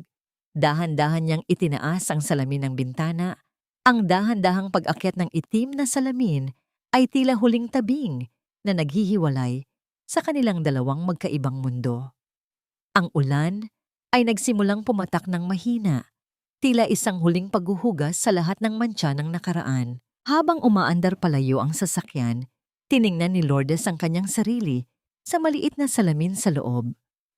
Ang babaeng nakikita niya ay hindi na ang intern na umiiyak sa pantry. Ang nakikita niya ay isang reynang naglalakad patungo sa kanyang sariling bukas. Ngunit bago tuluyang makalayo ang sasakyan, isang huling tanong ang pumasok sa kanyang isipan. Tila isang bulong ng hangin. Sapat na ba ang katarungang ito para hilumin ang lahat ng sugat? O may isa pang lihim na kailangang mabunyag bago ang huling hantungan? Ang bawat dulo ay simula lamang ng isang panibagong paglalakbay. At para kay Lourdes, ang paglalakbay na ito ay puno na ng liwanag. Ang tunay na tagumpay ay hindi nasusukat sa taas ng gusaling iyong itinayo, kundi sa lalim ng sugat na iyong nahirapang hilumin upang muling makatayo ng may dangal. Ang bulwagan ng Manila Business Council ay punong-puno ng mga nagniningning na ilaw at mga taong may matataas na katungkulan. Sa gabing ito, ang bawat mata ay nakatuon sa entablado, kung saan ang isang plaka ng pagkilala ay naghihintay para sa Businesswoman of the Year. Nang tawagin ang pangalang Lourdes Santos, ang buong silid ay napuno ng masigabong palakpakan, isang tunog na tila musika ng katarungan na matagal na niyang hinintay. Naglakad si Lourdes patungo sa podium. Ang bawat hakbang niya sa makintab na sahig ay tila ritmo ng isang martsa patungo sa ganap na tagumpay. Suot niya ang isang eleganteng asul na gown na tila kulay ng kalangitan matapos ang isang madilim na gabi. Sa kanyang leeg ay nagniningning ang isang simpleng kwintas na may pendant na ginto. Ang hiyas na itinago niya sa loob ng kanyang medyas noong siya ay isa pa lamang inaaping intern. Ang parangal na ito ay hindi para sa akin. Ang boses ni Lourdes ay malinaw at buo. Umaalingaw-ngaw sa bawat sulok ng tahimik na bulwagan. Ito ay para sa bawat babaeng sinabihang wala silang silbi, sa bawat asawang minaliit sa loob ng sariling tahanan, at sa bawat pusong dinurog ng pagtataksil. Ang inyong halaga ay hindi itinatakda ng ibang tao. Kayo ang may akda ng inyong sariling kwento. Matapos ang seremonya, habang ang lahat ay abala sa pagbati sa kanya, isang tawag mula sa kanyang abogado ang nagpatigil sa kanyang mundo. Mrs. Santos, tinanggihan na ng korte ang huling appeal ni Bianca Garcia. Mananatili siya sa kulungan sa loob ng 20 taon dahil sa plunder at falsification. At tungkol naman sa sinasabi niyang alas laban sa inyo, napatunayan na ito ay mga pekeng dokumento lamang na binuo niya sa loob ng selda dahil sa desperasyon. Isang malalim na buntong hininga ang pinakawalan ni Lourdes. Ang huling anino ng pananakot ay naglaho na rin sa wakas. Wala nang Bianca na susubok sumira sa kanyang pangalan. Wala nang Arturo na gagamit sa kanya. Ang lahat ng dumi ng nakaraan ay tuluyan ng nalinis ng daloy ng panahon. Bago umuwi, hiniling ni Lourdes sa kanyang driver na huminto sa tapat ng baywalk. Nais niyang maramdaman ang hangin ng dagat, ang alat na hindi nagaling sa kanyang mga luha, kundi mula sa kalikasan. Habang nakatayo sa gilid ng dalampasigan, nakita niya ang isang matandang lalaki na nakaupo sa isang semento. May hawak na isang piraso ng tuyong tinapay. Ilang metro lamang ang distansya nila, ngunit ang agwat ng kanilang mundo ay tila milyon-milyong kilometro na. Ang lalaki ay tumingin sa kanya at sa isang saglit, nagtagpo ang kanilang mga mata. Ang takot at matinding kahihiyan sa mga mata ni Arturo ay tila isang huling sampal ng tadhana sa kanyang sariling pagkatao. Mabilis siyang tumalikod at naglakad palayo. Hila-hila ang kanyang sariling anino sa ilalim ng malamig na ilaw ng poste. Hindi na humabol si Lourdes, hindi na rin siya nagbigay ng kahit ano. Ang bawat tao ay may sariling anihan ng mga itinanim, at si Arturo ay kasalukuyang namimitas ng mga bunga ng kanyang sariling kalupitan. Bumalik si Lourdes sa kanyang sasakyan. Sa upuan sa likod, nakita niya ang isang batang intern na nag-aayos ng kanyang mga papeles. Isang bagong empleyado ng kanyang kumpanya. Nakita niya ang kaba sa mga mata nito, ang panginginig ng mga daliri habang sinusubukang maging perpekto. Huwag kang matakot magkamali, malumanay na wika ni Lourdes habang hinahawakan ng balikat ng bata. Ang mahalaga ay alam mo kung sino ka. At tandaan mo, hinding-hindi ka magiging hamak na intern lang. Ikaw ay isang tao na may sariling pangarap at kakayahan. Nakita ni Lourdes ang pag-asa sa mga mata ng bata. Isang kislap na tila nagsasabing ang kanyang pinagdaanan ay hindi naging lunas lamang para sa kanya, kundi naging inspirasyon para sa iba. Habang binabaybay ang kalsada patungo sa kanyang bagong tahanan, tiningnan ni Lourdes ang kanyang sariling mga kamay. Malinis na ang mga ito. Wala na ang amoy ng laso ng tsokolate. Wala na ang putik mula sa sapatos ni Bianca. At wala na ang lamig ng bakal ng rehas ng kahirapan. Ang tanging naroon ay ang init ng kanyang sariling tagumpay at ang tamis ng kapayapaang hindi na kailanman mananakaw ng sinuman. Tumingala siya sa buwan na nakasilip sa pagitan ng mga ulap. Isang huling kaisipan ang bumalot sa kanyang diwa. Ang bagyo ay tapos na at sa wakas, ang araw ay sumikat na nang may ganap na kaliwanagan. Ang bawat paglubog ng araw ay hindi hudyat ng kadiliman, kundi isang pangako na ang bukas ay darating na may baon na mas maliwanag na pag-asa. Nakatayo si Lourdes sa balkonahe ng kanyang muling itinayong ancestral house sa probinsya. Ang hanging amoy dagat at ang halimuyak ng mga namumukadkad na ilang-ilang sa paligid ay tila yumayakap sa kanya ng may matinding pagmamahal. Wala na ang ingay ng lungsod, wala na ang mabilis na tibok ng puso dahil sa takot, at wala na ang bigat na tila isang tanikalang nakagapos sa kanyang kaluluwa. Ang bawat singhap niya ng hangin ay malaya, malalim at puno ng kapayapaan. Sa loob ng silid, nakita niya ang isang lumang litrato na nakapatong sa kanyang mesa. Hindi na ito ang larawan nila ni Arturo. Ito ay larawan niya kasama si Don Fernando at ang mga batang nananatili sa kanyang foundation, mga batang may mga ngiting kasing ningning ng umaga. Ang Santos Mondragon Foundation ay naging higit pa sa isang gusali. Ito ay naging isang santuwaryo ng mga pangarap na muling nabuo mula sa mga piraso ng pagkabasag. Naalala ni Lourdes ang huling balita tungkol kay Arturo. Balita sa mga kalsada na siya ay tuluyan ng nawala sa sarili, paikot-ikot sa mga eskinita habang kinakausap ang kanyang sariling anino. Pilit na hinahanap ang isang reynang kanya mismong itinapon. At si Bianca, ang malamig na rehas ng kulungan, ang naging tanging saksi sa kanyang mga pagsisisi na huli na para magbunga. Ngunit para kay Lourdes, ang mga balitang ito ay hindi na nagdudulot ng kahit anong pait. Ang kanyang puso ay wala ng puwang para sa puot. Nahanap na ba niya ang kapatawaran? Oo. Ngunit ang kapatawarang iyon ay hindi isang tulay para bumalik sa nakaraan, kundi isang pintuan na tuluyan na niyang isinara upang makalakad pasulong. Pinatawad niya ang mga taong nanakit sa kanya dahil ayaw na niyang bitbitin ang bigat ng kanilang mga kasalanan. Ang pagpapatawad ay ang huling regalo na ibinigay niya sa kanyang sarili, ang susi sa kanyang ganap na kalayaan. Nahanap na ba niya ang bin-ian o kapayapaan? Sa bawat gabi na mahimbing ang kanyang tulog, sa bawat umaga na hindi na siya nagmamadaling magsilbi sa taong hindi siya pinahahalagahan, at sa bawat sandali na nadarama niya ang sariling halaga nang hindi nangangailangan ng palakpak ng iba. Doon niya nahanap ang tunay na katahimikan. Ang kapayapaan ay hindi ang kawalan ng gulo, kundi ang kakayahang manatiling buo sa gitna ng anumang unos. Ano ang aral na iniwan ng kanyang kwento? Isang aral na nakaukit sa bawat hibla ng kanyang pagkatao. Ang isang babae ay tila isang brilyante. Maaari siyang ibaon sa putik, maaari siyang tapakan, at maaari siyang itago sa dilim, ngunit ang kanyang ningning ay hindi kailanman maglalaho. Ang bawat sakit ay isang pagpapakinis, at ang bawat pagsubok ay isang pagsubok sa tibay.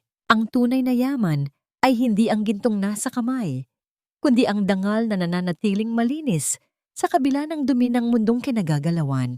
Dahan-dahang lumakad si Lourdes patungo sa kanyang hardin, hawak ang isang tasa ng tsaa na siya mismo ang nagtimpla. Ang bawat lagok ay tila lasa ng tagumpay, isang tagumpay na hindi kailangang ipagsigawan dahil ang buong sansinukob na ang nakasaksi. Tumingala siya sa malawak na langit kung saan nagsisilabasan na ang mga unang bituin. Napangiti siya ng may kasiguraduhan. Hindi na siya ang intern na nanginginig sa takot. Hindi na siya ang asawang nagmamakaawa para sa pag-ibig. Siya si Lourdes Santos, isang babaeng dumaan sa apoy, ngunit lumabas na isang gintong mas nagniningning kaysa sa anumang kayamanan sa mundo. Ang kanyang kwento ay nagtatapos dito, ngunit ang kanyang tunay na buhay ay ngayon pa lamang nagsisimula.